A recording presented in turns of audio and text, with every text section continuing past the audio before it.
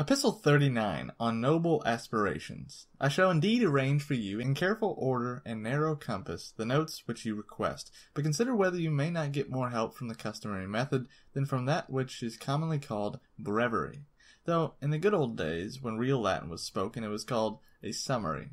The former is more necessary to one who is learning a subject, the latter to one who knows it. For the one who teaches, the other stirs the memory, but I shall give you abundant opportunity for both. A man like you should not ask me for this authority or that. He who furnishes a voucher for his statements argues himself unknown. I shall therefore write exactly what you wish, but I shall do it in my own way. Until then, you have many authors whose works will presumably keep your ideas sufficiently in order. Pick up the list of the philosophers that very act will compel you to wake up. When you see how many men have been working for your benefit, you will eagerly desire to be one of them yourself. For this is the most excellent quality that the noble soul has within itself, that it can be roused to do honorable things.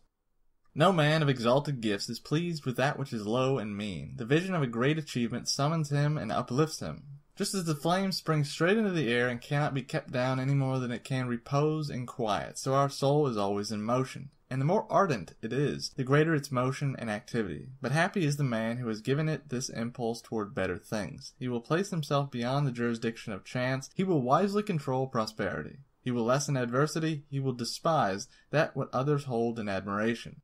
It is the quality of a great soul to scorn great things than to prefer that which is ordinary rather than that which is too great. For the one condition is useful and life-giving, but the other does harm, just because it is excessive. Similarly, too rich a soil makes the grain fall flat. Branches break down under too heavy a load. Excessive productiveness does not bring fruit to ripeness. This is the case with the soul also, for it is ruined by uncontrolled prosperity, which is used not only to the detriment of others, but also to the detriment of itself. What enemy was ever so insolent to any opponent as are their pleasures to certain men? The only excuse that we can allow for the incontinence and mad lust of these men is the fact that they suffer the evils which they have inflicted upon others. And they are rightly harassed by this madness, because desire must have unbounded space for its excursions. If it transgresses nature's mean, for this has its bounds, but waywardness and the acts that spring from willful lust are without boundaries. Utility measures our needs, but by what standard can you check the superfluous? It is for this reason that men sink themselves in pleasure, and they cannot do without them when once they have become accustomed to them. And for this reason they are most wretched, because they have reached such a pass that what was once superfluous to them has become indispensable, and so they are the slaves of their pleasures instead of enjoying them. They even love their own ills, and that is the worst ill of all.